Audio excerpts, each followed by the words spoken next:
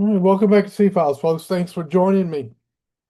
This is Science versus Evolution, and it's going through this book.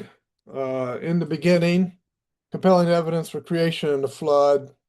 And the author, Walt Brown, is a PhD. He's in mechanical engineering.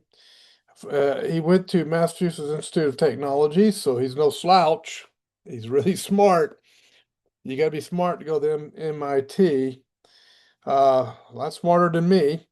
And he's was a National Science Foundation fellow. So he's not some Yahoo writing this. He knows and understands science, at least on its basic level,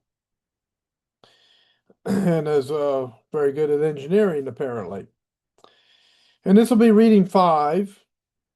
And he's beginning with life sciences, and we're in life sciences. After life sciences he'll be going into astronomical and physical sciences and on from there. And boy, it might take me several years just to get through this book, but it would be well worth it to have a full series because it's so educational and instructional. I'm enjoying it a lot. Now, the last time I accidentally skipped codes and programs when it comes to life sciences and went straight to information. So this time I'm going to begin with codes and programs and then redo information, but a shorter version of information, and then move on to the rest of it. So under codes and programs, it says this: in our experience, codes are produced only by intelligence, not by natural processes or chance. A code is a set of rules for converting information from one useful form to another. Examples include Morse code and Braille. The genetic material that controls the physical processes of life is coded information. It also is accompanied by elaborate transmission, translation, and duplication systems, without which the genetic material would be useless and life would cease. Therefore, it seems most reasonable to conclude that the genetic code, the accompanying transmission, translation, and duplication systems, and all living organisms were produced by an extremely high level of intelligence using non-natural or supernatural processes. Now, if your presupposition is naturalism, you have a major issue with that statement. And it's not because of science, because science has nothing to say about naturalism or supernaturalism. Science only is able to look at the material universe and deduct things about its design, its makeup, the materials within it, how it functions, things like that. Science cannot go into philosophical or metaphysical discussions or presuppositions or anything of that nature. He continues, likewise, no natural process has ever been observed to produce a program. And this is true. So there's nothing we have that we can point to that can say that something that has the appearance of design produced itself. That would be magic. A program is a planned sequence of steps to accomplish some goal. I'll read it again. A program is a planned sequence of steps to accomplish some goal. It's arranged in such a way that it will result in a certain result or goal. Computer programs are common examples. The information stored in the genetic material of all life is a complex program. Because programs are not produced by chance or natural processes, it seems most likely that an intelligent, supernatural source developed these programs. Now let me read information again. I read it last time. All isolated systems contain specific but perishable amounts of information. No isolated system has ever been observed to increase its information content significantly. Natural processes, without exception, destroy information. In other words, it's devolution, not evolution. It's naturally the second law of thermodynamics affects us. Entropy affects us. We tend to go in the opposite direction. When I was born, I had a brand new body that was raring to grow and to be strong and to strengthen and to develop. But once it developed, entropy immediately took over and began to undevelop my body. And my body cannot do what I was able to do when I was 6, 7, 8 years old. It has stiffened, it's gotten older. I have health issues like anybody who is in their 60s or 70s. Um, it's entropy. Natural processes without exception destroy information. This is true. Natural processes do not produce information, they destroy information. This has been observed. Only outside intelligence can increase the information content of an otherwise isolated system. All scientific observations are consistent with this generalization, which has three corollaries or consequences. First, macroevolution cannot occur. Second, outside intelligence was involved in the creation of the universe and all forms of life. And that's second. And third, a Big Bang did not and could not cause life. All right. And we read the footnotes on that in part 4. So if you want to get that, go to part 4. Let me make sure I'm not skipping anything on the footnotes. Go back where they are. And this is going to be 15. It's interesting how the book is designed. There's nothing on 15. It was all on information. But let me read you about the Big Bang because I know that one's probably the most controversial statement that was made just now. If the Big Bang occurred, all the matter in the universe was at one time a hot gas. A gas is one of the most random systems known to science. There is virtually no information content in the chaotic random movements of gas molecules.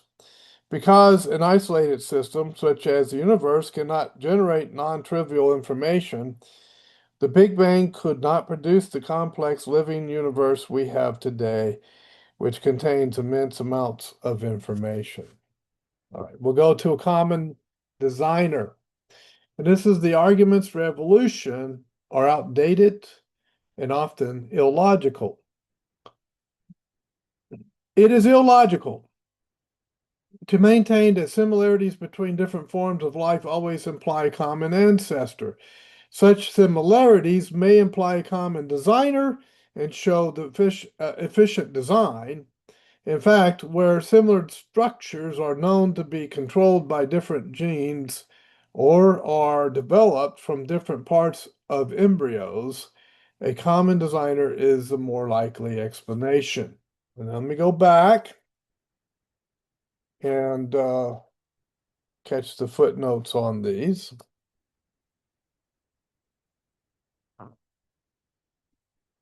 So a common designer. Now this is Nielsen, page 1143. Where is Nielsen?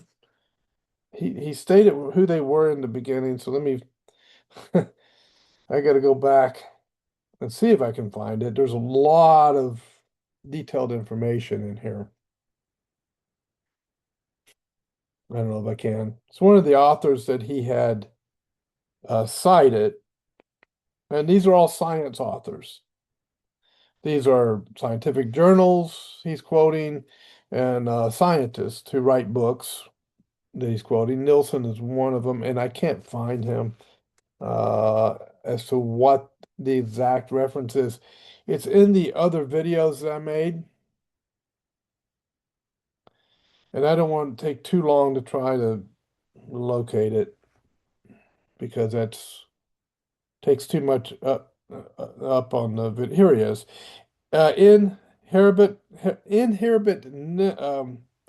Nilsson. This is from Synthesis Art. Oh boy, it's in a foreign language. Uh, Synthetische Artbildung. It might be German. I'm not sure. Anyway, Lund, Sweden. Oh, Swedish. Verlag, CWK, Clear Up, 1953. And so that's what it is. It'll be page 1143 of that particular book. Um, and also it references a couple of other ones. By this, we have also proved that a morphological similarity between organisms cannot be used as proof of a phylogenetic genetic evolutionary relationship. It is unscientific to maintain that the morphology may be used to prove relationships and evolution of the higher categories of units. Now, this is not appeal to authority that I'm using here. I am putting out information from the authorities so that we can all engage our brains and really think about this instead of just blindly following whatever the science industrial complex tells us to believe. We can put it that way. Now, the next one is from Fix, pages 189 and 191, and Denton, pages 142 and 155. These are also previously mentioned. I'll see if I can locate them. William R. Fix, The Bone Peddlers, Selling Evolution. And that's the first one. And then what was the other one? Denton, Michael Denton, Evolution, A Theory in Crisis. And so these are the quotes from them. Therefore, homologous similar structures need not be controlled by identical genes, and homology of phenotypes does not imply similarity in genotypes. It is now clear that the pride with which it was assumed that the inheritance of homologous structures from a common ancestor complained homology was misplaced, or explained homology was misplaced. For such inheritance cannot ascribe to identity of genes. But it is true that through the genetic code, genes code for enzymes that synthesize proteins, which are responsible in a manner still unknown in embryology for the differentiation of the various parts in the normal manner. What mechanism can it be that results in the production of homologous organs, the same patterns, in spite of their not being controlled by the same genes? I asked this question in 1938 and it has not been answered. So that's the end of the quote. And it says, nor has it been answered today. WB emphasis in original. Gavin R. De Beer, formerly professor of embryology at the University of London and director of the British Museum Natural History, Homology, an Unsolved Problem, London, Oxford University Press, 1971, page 16. Structures as obviously homologous as the alimentary canal in all vertebrates can be formed from the roof of the embryonic gut cavity, sharks, floor, lampreys, newts, roof and floor, frogs, or from the lower layer of the embryonic disc, the blastoderm, that floats on the top of heavily yolked eggs, reptiles, birds. It does not seem to matter where in the egg or the embryo, the living substance out of which homologous organs are formed, comes from.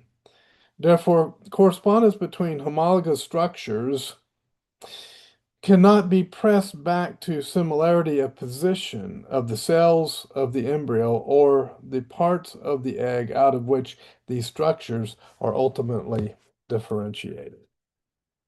So it does not, it does not automatically state that similarities between different forms of life always imply common ancestor. That is not true, that it implies a common ancestor. If you have a presupposition toward Darwinian evolutionary thought, a presupposition toward naturalism, then it may imply it to you in your mind, but it does not imply it to me in my mind. And it doesn't in the mind of a number of scientists. Next is vestigial organs. The existence of human organs whose function is unknown does not imply they are vestigals or vestiges of organs inherited from an evolutionary ancestor. As medical knowledge has increased, at least some functions of all organs have been discovered. For example, the human appendix was once considered a useless remnant from our evolutionary past. It now appears that the appendix plays a role in antibody production and protects part of the intestine from infections and tumor growths. Indeed, the absence of true vestigial organs implies evolution never happened. And there was some information on that back here as well.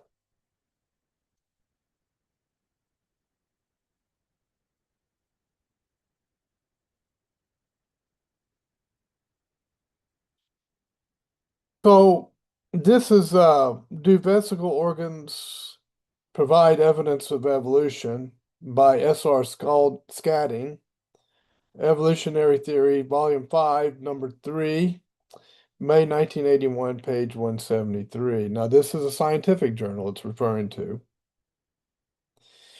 The existence of functionless vestigial organs was presented by Darwin and is often cited by current biology textbooks as part of the evidence of evolution.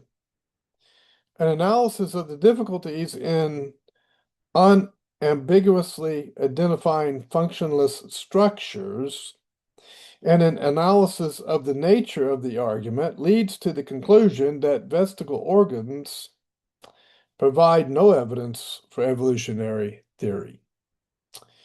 Jerry Burgum and George Howe, vestigial organs are fully functional. Terry Haught, Indiana, Creation Research Society Books, 1991. And that's the reference on the part where it talks about medical knowledge has increased. At least some functions of all organs have been discovered. On C, where it's talking about, it now appears that the appendix plays a role in antibody production and protects part of the intestine from infections and tumor growths. We have this, quote, the appendix is not generally credited with substantial function. However, current evidence tends to involve it in the immunologic mechanism. And that's Gordon McHardy, the appendix, gastroenterology, volume 4, Editor is J. Edward Burke, Philadelphia, W.B. Sanders Company, 1985, page 2609. Next is two-celled life. Many single-celled forms of life exist, but no known forms of animal life have two, three, four, or five cells. And in reference to that, and I'm just going to do it this way for now on, that's E. Lindell Cockrum and William J. McCauley, Zoology. Philadelphia, W.B. Sanders Company, 1965, page 163.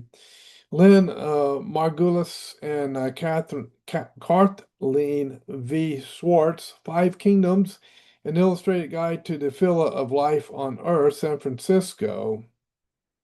W.H. Freeman and Company, 1982, page 178 through 179. Perhaps the simplest forms of multicellular life are the myxozoans, which have 6 to 12 cells. While they are quite distinct from other multicellular life, they are even more distinct from single cell life, kingdom Protista. See James F. Smothers et al. Molecular evidence that the myxozoan protists are metazoans.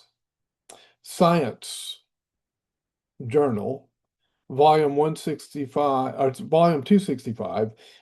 It's the 16th of September, 1994, page 1719 to 1721. So if they evolved from anywhere, it would most likely have been from higher, not lower forms of life. Such a feat should be called devolution, not evolution. Colonial forms of life are an unlikely bridge between single-cell life and multi-celled life. The degree of cellular differentiation between colonial forms of life and the simplest multicellular forms of life is vast. For a further discussion, see Libby Henrietta Hyman, The Invertebrates, Protozoa through Cenophora, Volume 1, New York, McGraw-Hill, 1940, pages 248 to 255. They're going back to where people used to be honest. 1940, that's pretty far back, almost 100 years. So many single-celled forms of life exist, but no known forms of life of animal life have 2, 3, 4, or 5 cells. The forms of life with 6 to 20 cells are parasites. So they must have a complex animal as a host to provide such functions as digestion and respiration. If macroevolution happened, one should find many forms of life with 2 to 20 cells as transitional forms between one-celled and many-celled organisms. Next is embryology, and we're almost done. I'll stop at 30 minutes. As an embryo develops, it does not repeat an evolutionary sequence. For example, embryos are of mammals were embryos of mammals were thought to have gill slits. Remember that I remember that in biology, where the gill slits was a part of the development of human beings in the womb. They talked about that. Oh, they're going from fish to mammal in the development in the womb. Well, yeah, it says yes, that's faulty logic. In other words, for example, embryos of mammals were thought to have gill slits because mammals supposedly evolved from fish. Yes, that's faulty logic. Embryonic tissues that resemble gill slits have nothing to do with breathing.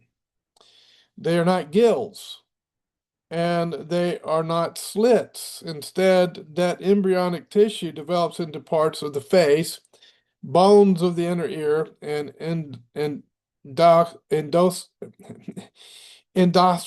glands. My tongue got really twisted there. Sorry, folks. And endocrine glands. Embryologists no longer consider the superficial similarities between a few embryos and the adult forms of simpler animals as evidence of evolution or for evolution. Ernst Haeckel, oh yeah, Haeckel's embryos turned out to be completely fake. Sorry, guys, if you believed in that one.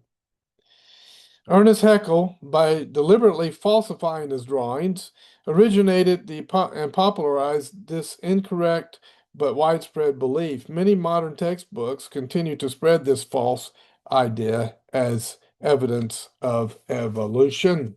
Let's go and take a look at it. So this is Paul R. Ehrlich and Richard W. Holm, The Process of Evolution. It's New York, McGraw-Hill, 1963, page 66. This generalization was originally called the biogenetic law by Haeckel and is often stated as ontogeny recapitulates phylogeny. Ontogeny recapitulates phylogeny. I have a nerve missing in my lip. You notice I have a crooked smile. It makes it hard for me to pronounce certain words because of that. My tongue only has partial function in pronouncing language. So it's not ignorance on my part. It's the ability to formulate the words. So before the comment section blows up. Oh, brother. This crude interpretation of embryological sequences will not stand close examination. However, its shortcomings have been almost universally pointed out by modern authors, but the idea still has a permanent place in biological mythology. Here's another one. It is now firmly established that ontogeny does not repeat phylogeny. Emphasis in original. And that's George Gaylord Simpson and William S. Beck. And the book is titled Life, An Introduction to Biology. It was printed by New York Harcourt, Brace and World Incorporated, 1965, page 241. There's a bunch of these. And I'll have to end on going through all of these references because there's a ton of them. The enthusiasm of the German zoologist Ernst Haeckel, however, led to an erroneous and unfortunate exaggeration of the information which embryology could provide. This was known as the biogenic law and claimed that embryology was a recapitulation of evolution, or that during its embryonic development, an animal recapitulated the evolutionary history of its species. That's Gavinard de Beer and Atlas of Evolution.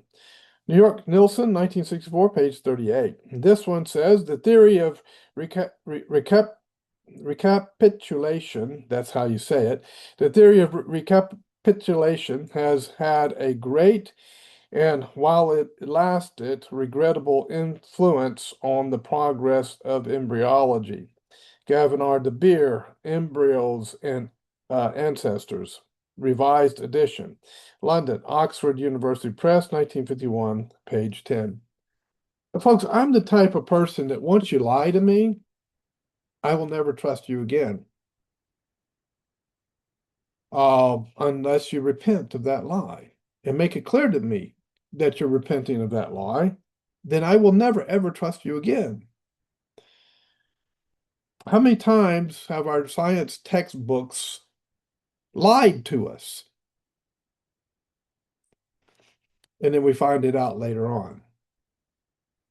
That really doesn't lend to trust.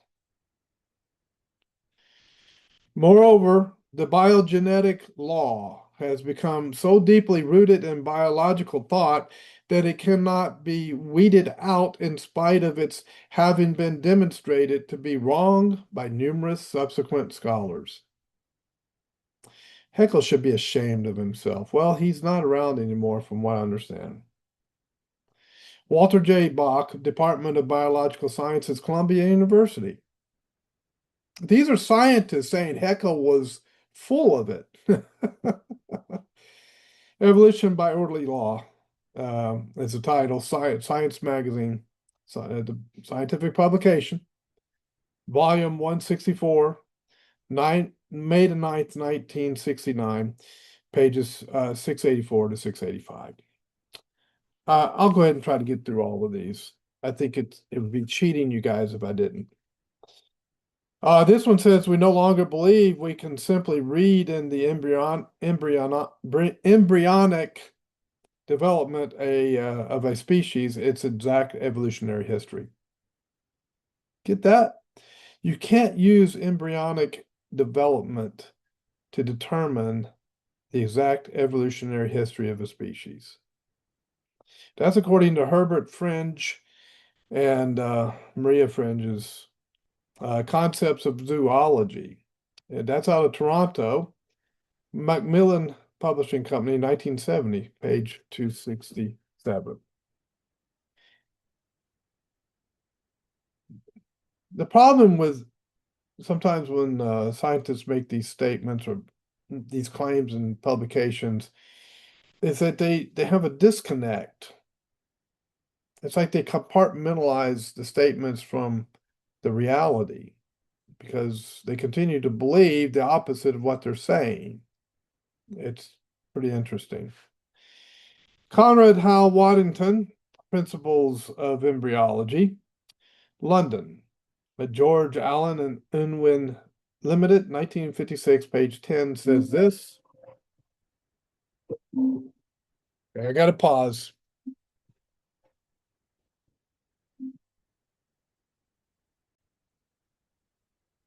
All right, thank you, folks. I had to answer a important phone call that rolled in the middle of this video. So that happens. You know, life happens. Now I got to try to remember where I was. Okay, we're here. This is a quote. It says, the type of analogical thinking which leads to theories that development is based on the recapitulation of ancestral stages or the like no longer seems at all convincing or even interesting to biologists. And that's Conrad Howell Waddington, Principles of Embryology, out of London. George Allen and Unwin Limited, 1956, page 10. The next one, surely the surely the biogenetic law is as dead as a doornail. And that is Keith Stewart Thompson.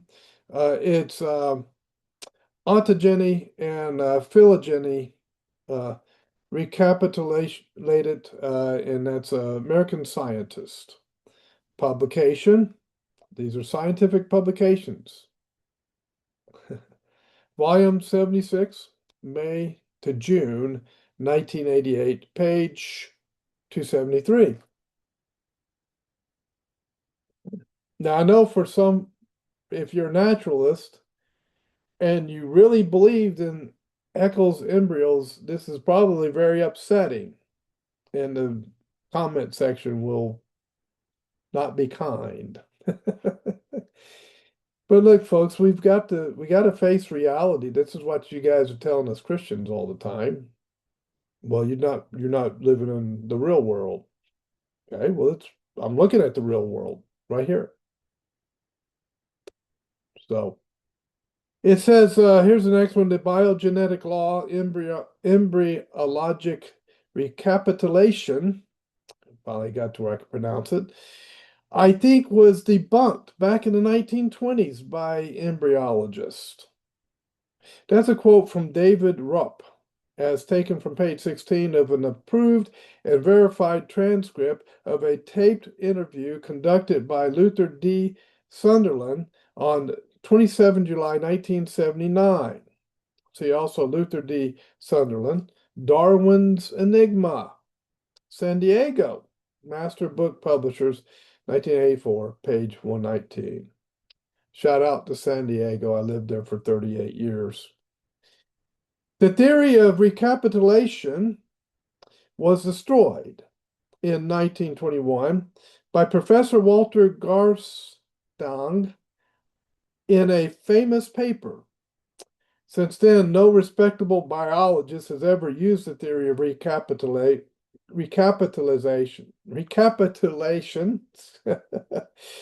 because it was utterly unsound, created by a Nazi-like preacher named Haeckel. Ooh, that's a strong statement. Ashley Montagu, as quoted by Sutherland on page 119. Haeckel, who in 1868 advanced this biogenetic law that was quickly adopted in textbooks and encyclopedias throughout the world, distorted his data. Thompson explains, a natural law can only be established as an induction from facts. Haeckel was, of course, unable to do this. What he did was to arrange existing forms of animal life in a series proceeding from the simple to the complex, intercalculating, inserting, if you will, imagery entities where discontinuity existed, and then giving the embryonic phases names, giving them names corresponding to the stages in his so-called evolutionary series. Cases in which this parallelism did not exist were dealt with by the simple expedient of saying that the embryological development had been falsified. When the convergence of embryos was not entirely satisfactory, Haeckel altered the illustrations of them to fit his theory. The alterations were slight but significant. The biogenetic law as a proof of evolution is valueless. And S.W.R. Thompson on page 12. Getting down toward the end. To support his case, he, Haeckel, began to fake evidence, charged with fraud by 5 professors and convicted by a university court in Jena. He agreed that a small percentage of his embryonic drawings were forgeries.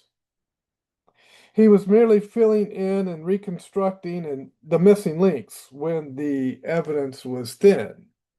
And he claimed unblushingly that hundreds of the best observers and biologists lie under the same charge. Ooh, that's Pittman, page 120. Do I have time to even go back and give Pittman's information again? It's tedious, I know, but there's so much vitriol, if you will, against anyone who doesn't believe the evolutionary mythology, that you pretty much have to go back and give the information as it is, because they'll claim that you just made it up. And I don't make anything up, folks. And neither does the author of this book. I can't find it right offhand, so let's keep moving. Here's another quote. Ontogeny recapitulates phylogeny, meaning that in the course of its development, ontogeny, an embryo repeats the evolutionary history of its species. This idea was fathered by Ernst Haeckel, a German biologist who was so convinced that he had solved the riddle of life's unfolding that he doctored and faked his drawings of embryonic stages to prove his point. This is the power of presuppositionalism. This is the power of presuppositional beliefs that naturalism is true, supernaturalism is false. Therefore, we we are willing to do anything, including lying and faking things in order to support naturalism. This is the extent to which he went.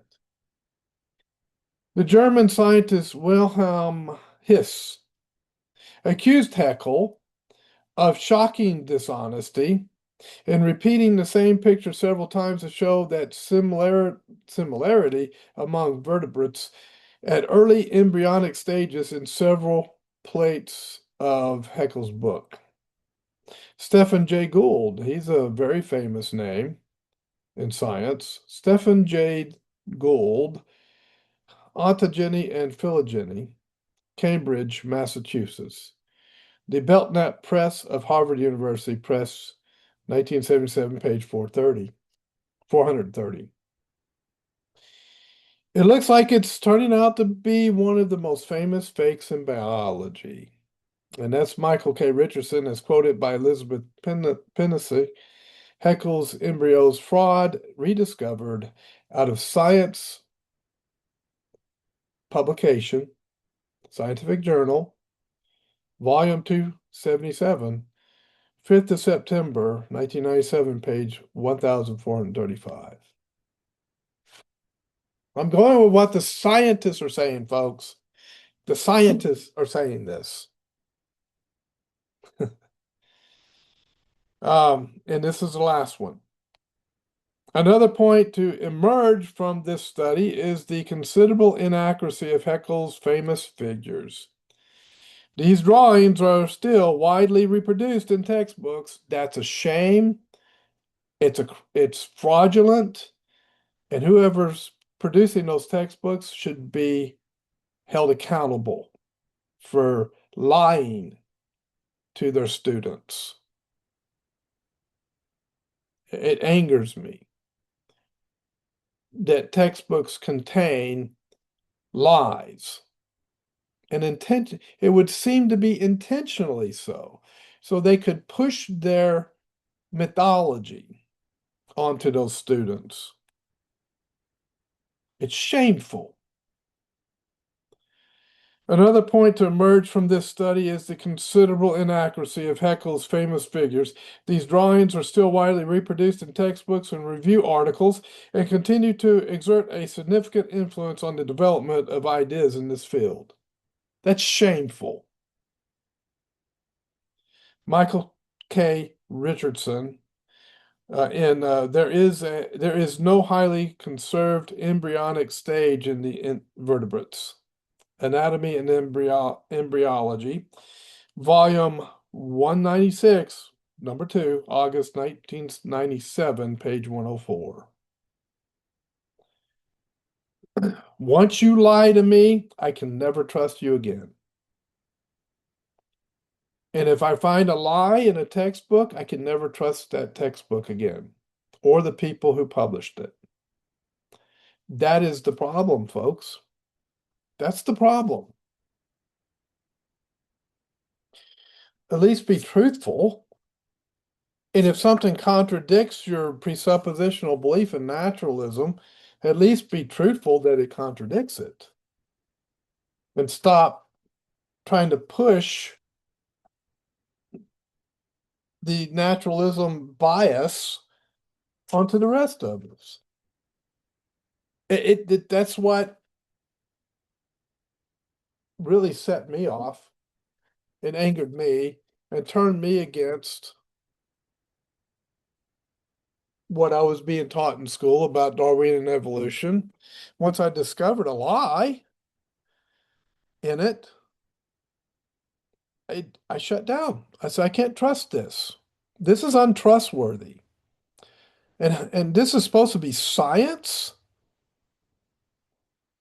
and scientists like Heckle producing frauds and lying to us. Scientists are human beings, and they are flawed like the rest of us. And they are prone to even go to the point of producing a fraud and lying to defend and protect their presuppositional belief in naturalism, just as much as we are prone to do the same if we are hit a point of desperation in our belief systems. What's hard is being 100% honest. And when something disrupts our belief system, we need to deal with it honestly, not bury our head in the sand and pretend like it doesn't exist. Thanks for watching.